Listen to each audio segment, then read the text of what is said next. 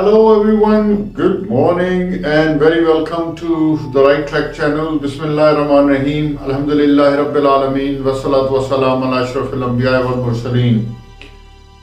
आज का टॉपिक जो है वो मेरे यंगस्टर्स के लिए है मौलाना रूम, जलालुद्दीन मौलाना रूम, जिनकी बहुत ही मशहूर मसनवी है, मसनवी रूम के नाम से। और मौलाना रूम जो है वो बल्ख के सूबा में 13वीं सदी के अंदर पैदा हुए, जो उस वक्त ईरान का हिस्सा था और बाद में अफगानिस्तान का हिस्सा बन गया।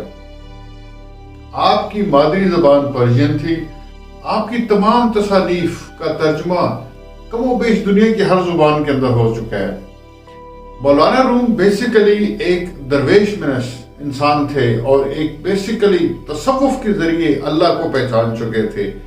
मौलाना रूम जो है वो एक आरिफ थे, एक मुत्तकी परहेजगार इंसान थे।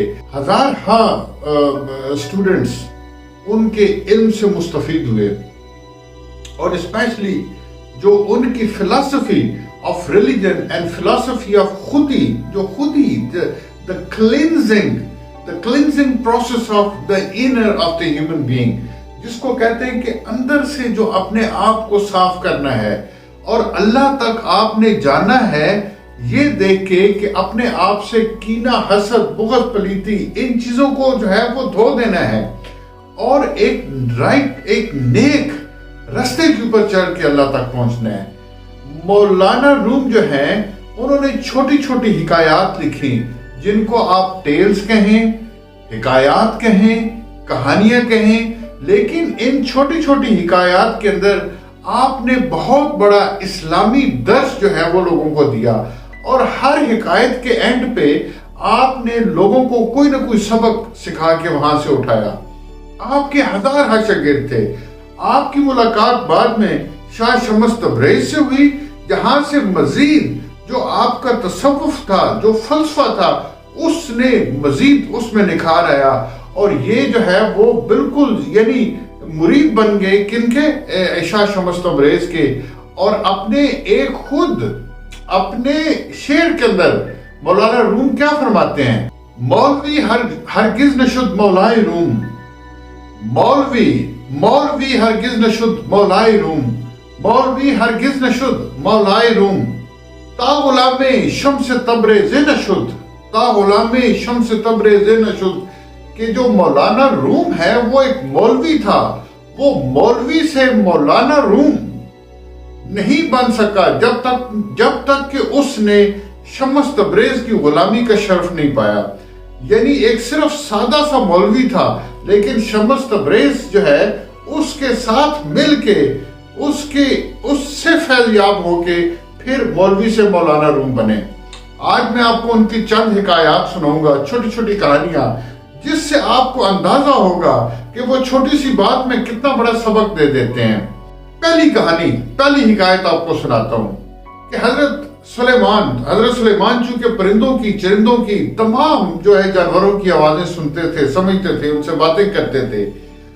उनके दरबार लगा हुआ था तो एक मादा कबूतर ने आके शिकायत की और उसने कहा कि या नबी, मैं आपसे शिकायत करती हूँ कि फलां शिकारी ने मेरे नर कबूतर का शिकार कर दिया है।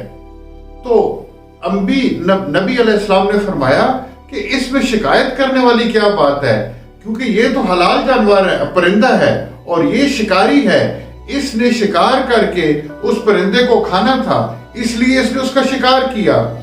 तो इसने कहा कि आपको इससे क्या गिला है कि इसने आपके नर का शिकार किया है और आपको बचा दिया है, या आपको इससे गिला है कि हम दोनों का शिकार क्यों नहीं किया, या आपको इससे गिला है कि इसने सिर्फ आपके नर का शिकार क्यों किया है। ये कुछ जो है वो चीजें थी जिनके ऊपर इंक्वायरी की गई।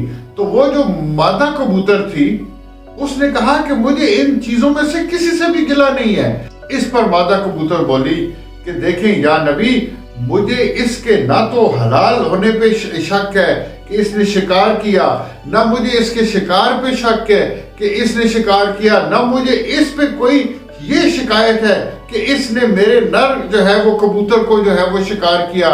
مجھے صرف آپ کے دربار میں ایک شکایت ہے اور اس کا جواب مجھے ابھی چاہیے۔ تو نبی سلمان نے فرمایا صلی اللہ علیہ السلام نے کہ بتائیں آپ کی شکایت کیا ہے؟ تو اس مادہ کبوتر نے یہ کہا کہ مجھے اس شکاری سے شکایت یہ ہے کہ جب یہ شکار کرنے کے لیے آیا تو پہلے یہ شکاری کے لباس میں نہیں تھا، دوسرا اس نے اپنا ہتھیار ہم سے چھپایا، ہم بیٹھے آپس میں باتیں کر رہے تھے، ہمیں یہ گمان ہی نہیں تھا کہ یہ شکاری ہو سکتا ہے، کیونکہ یہ ایک عام شخص کے لباس میں آیا، اس نے ہمیں دھوکہ دیا، اس نے ایک دم سے تیر نکالا اور نر کبوتر کا شکار کر لیا۔ تو اس کے دھوکے پہ، اس کی نوسر بازی پہ مجھے صرف شکایت اس کے بہروپیہ ہونے پہ ہے کہ یہ وہ تھا نہیں جو اس نے کیا، یہ اندر سے کچھ اور تھا، باہر سے کچھ اور تھا۔ حالانکہ اگر ہمیں پتا ہوتا کہ یہ شکاری ہے اور شکار کرنے کی نیت سے آیا ہے تو شاید ہم اپنا ڈیفنس کر لیتے، شاید ہم اڑ جاتے، شاید ہم بچ جاتے، لیکن اس کے دوغلے پن نے، اس کی نوسر بازی نے، اس کی دھوکہ بازی والے لباس نے، اس کے بہروپیہ پن نے ہمیں یہ سوچنے پہ مجبور کر دیا کہ کوئی شکاری نہیں ہے، لیکن اس کے شکار، اس کے دوغلے پن، اس کے بہروپیہ ہونے میں ہمارا نقصان ہو گیا۔ اس کو کہیں کہ جو کچھ ہی اندر سے ہے وہی باہر سے نظر آئے۔ A wolf in sheep's clothing انگریزی میں کہتے ہیں کہ جو بھیڑیا ہے اس نے جو ہے وہ بھیڑ کا لباس، بھیڑیے نے بھیڑ کا لباس پہنا ہوا ہے۔ اس کو خدا را کہیں کہ آئندہ جب شکار کے لیے جائے تو شکاری بن کے جائے، نہ کہ ایک معصوم شخص بن کے جائے، کیونکہ اس کی معصومیت سے بہت سے جانوروں کا جو ہے وہ نقصان ہو جائے گا۔ تو سبق یہ ملا کہ جو آپ اندر سے ہیں، جو آپ کی نیت ہے، جو آپ کرنا چاہتے ہیں، وہ سامنے آ کے اسی انداز سے، اسی روپ کے اندر کریں۔ یہ نہیں ہے کہ آپ اوپر سے داڑھی رکھ لیں اور اندر سے لوگوں کو دھوکہ دیں، اوپر سے آپ پرہیزگار بنیں اور اندر سے لوگوں کے ساتھ دھوکہ دہی کریں، اوپر سے آپ شریف انسان ہیں، اندر سے آپ لوگوں کے ساتھ بدماشی کریں، اوپر سے آپ بڑے معزز ہیں، اندر سے جو ہے وہ آپ نہایت کرپٹ ترین انسان ہیں۔ یہ سبق جو ہے، یہ اس حکایت سے ہم نے آج یہ سبق سیکھنا ہے۔ اس کے بعد آتے ہیں حکایت نمبر 2 پہ۔ اس حکایت کے اندر مولانا روم کیا ہمیں فرمانا چاہتے ہیں، کیا ہمیں سبق دینا چاہتے ہیں؟ اس حکایت کے اندر مولانا روم ہمیں یہ بتانا چاہ رہے ہیں کہ انسان جس حالات میں خود ہے، چونکہ وہ آپ کو ایک بڑی ہی بیلنس سوسائٹی کے اندر ایک بیلنس انسان بنا کے رکھنا چاہتے ہیں جو اپنے نبی کی تعلیمات کے اوپر چلے۔ اب اس حکایت کے اندر وہ آپ کو کیا بتانا چاہ رہے ہیں کہ جو آپ کے حالات ہیں اس کا اندازہ لگا کے آپ دوسروں کے حالات سے مت کھیلیں۔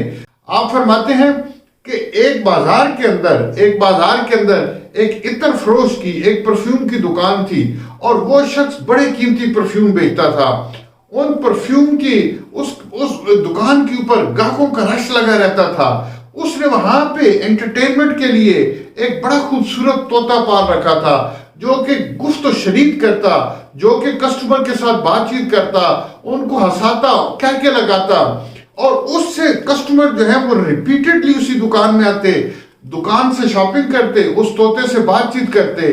ایک دن کیا ہوا کہ دکان خالی تھی، مالک مکان دکان صاف کر رہا تھا، طوطا اڑا، وہ ایک سائڈ سے اڑا دوسرے پرفیوم پہ جا کے بیٹھا، دوسرے عطر کے اوپر، خوشبو کے اوپر بیٹھا، وہاں سے اس کا پر لگا، وہ سب سے قیمتی خوشبو تھی، وہ بوتل نیچے گری اور ٹوٹ گئی۔ مالک نے طوطے کو پکڑا اور پکڑ کے اتنا مارا کہ اس کے جتنے پر تھے وہ جھڑ گئے اور وہ گنجا ہو گیا۔ اب طوطا بجائے اس شرم کے مارے اس دکان میں کبھی اس کونے میں چھپتا ہے، کبھی اس کونے میں چھپتا ہے، کبھی اس کونے میں چھپتا ہے۔ وہ چھپتا ہے کیونکہ دکان کے اندر شیشے لگے ہوتے ہیں، جب بھی اس کو کوئی شیشہ نظر آتا ہے اس کو اپنا گنجا سر نظر آتا ہے، اس کو اپنے جھڑے ہوئے بال نظر آتے ہیں۔ اسی کشمکش میں وہ اپنی زندگی گزارتا ہے اور بالکل اس کو چپ لگ جاتی ہے، کوئی گاہک آتے اس سے کوئی بات نہیں کرتا۔ ایک دن وہ بیٹھا بڑی معصومیت سے، دیکھا کہ ایک شخص ایک جو ہے وہ शख्स शॉपिंग करने के लिए आया, एक खरीदार आया, एक खरीदार दुकान के अंदर हुआ आया, और वो जो खरीदार था वो क्या था, वो भी गंजा था। अब तोते ने कहा कि अच्छा अच्छा अच्छा, अब मुझे कहानी समझ आई। अब तोते ने बोलना शुरू किया, अब तोते ने जुबान खोली और उसी शख्स से बात करनी शुरू की, और उसको कहते हैं कि मेरे भाई इधर आ, बात सुन। वो उसके करीब आया, उसने समझा कि ये तो वही तोता है जो हंसी मजाक वाली बातें कहता है। उसने मुझे कहा, तोते ने उस शख्स से कहा कि तू मुझे बता कि तूने किसका परफ्यूम तोड़ा है, तूने किसका इत्र तोड़ा है, तूने किसकी खुशबू तोड़ी है। उसने कहा किसी की नहीं। तो उसने कहा कि फिर तू गंजा कैसे हो गया, कि फिर तू गंजा कैसे हो गया। इसका मतलब है कि उसने ये समझा कि जो भी शख्स गंजा होगा उसने किसी न किसी का इत्र तोड़ा होगा, किसी न किसी की खुशबू तोड़ी होगी। उसने अपने दिल के अंदर की जो कैफियत थी वही समझा कि दूसरों के ऊपर जाहिर होती है। हिकायत नंबर 3 आपको बताता हूं कि रसूल करीम सल्लल्लाहु अलैहि वसल्लम को अगर हम उनके असली रूप के अंदर देख लें कि हमारे रसूल क्या है, तो हमारा उनके जलाल से हमारा पिता फट जाए।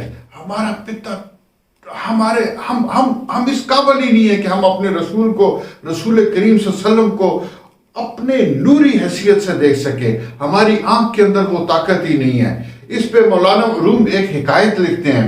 मौलाना रूम फरमाते हैं कि एक गांव के अंदर एक किसान था। उसने एक बड़ी ताजा गाय पाली हुई थी। उस गाय की वो मुकम्मल रखवाली करता, वो उसको बहुत अजीज थी, बड़ी प्यारी उसको वो गाय थी। वो हमेशा जो है वो उसका दूध दोने के बाद उसको चारा डालता, खाना खाने जाता और रात की तारीकी में आता, वापस गाय के ऊपर हाथ फेरता और फिर जाके सो जाता। एक दिन वो आया। अब आगे क्या हुआ कि अंधेरे के अंदर वहां से कहीं जंगल से कोई शेर आया, उसने गाय को खाया और वहां पे बैठ गया, गाय की जगह पे। अब अंधेरे की तारीकी में ये शख्स वहां पे आया, इसने उस पे हाथ फेरना शुरू किया और ये कहता चला गया कि ऐ मेरी गाय तुझे क्या हो गया है, ऐ मेरी गाय तेरे कानों को क्या हो गया है, ऐ मेरी प्यारी गाय तेरे सींग कहाँ गए हैं, ऐ मेरी गाय तू थोड़ी सी दुबली पतली हो गई है रातों रात, ऐ मेरी गाय तेरी दुम को क्या हो गया है। अब ये एक तरफ से ये किसान कहे जा रहा है, कि तुझे क्या हो गया है, तू मुझे अपनी असली शक्ल में नजर नहीं आ रही। और एक साइड पे नीचे शेर बैठा है जो अपने दिल में कहे जा रहा है कि ऐ भोले किसान तू कहता है अगर आज तू मुझे अपनी असली शक्ल में देख ले और तुझे ये पता चल जाए कि मैं कौन हूं और तू किसके ऊपर हाथ फेर रहा है, तो तेरा खौफ से पित्ता फट जाए। हमने रसूल अकरम सल्लल्लाहु अलैहि वसल्लम के मुतालिक सिर्फ सुना है, पढ़ा है। अगर हम उनको उनकी नूरी हालत के अंदर देख लें तो हमारा हाल वही होगा जो उस शेर ने कहा कि हमारे अंदर सकत ही नहीं है, बल्कि हम उनकी हकीकत जानने के लिए जान सके तो हमारा पिता फट जाए। ये वो छोटी छोटी कहानियां मेरे दोस्तों जो मौलाना रूमी ने इकट्ठी की और हिकायात की शक्ल में लोगों तक पहुंचाई और उनको ये सबक दिया कि मॉरल डिप्रीविएशन, मॉरल इखलाकी गिरावट, इखलाकियात जो है वो कभी गिरी नहीं होनी चाहिए। आपने इस दुनिया के अंदर जो है वो सिर्फ एक ही तरीके से रहना है, and that is again the right path, the right track, the right path which is guided by Rasulullah sallallahu alaihi wasallam। अल्लाह ताला हमें सिरात मुस्तकीम पे चलने की तौफीक अता फरमाए।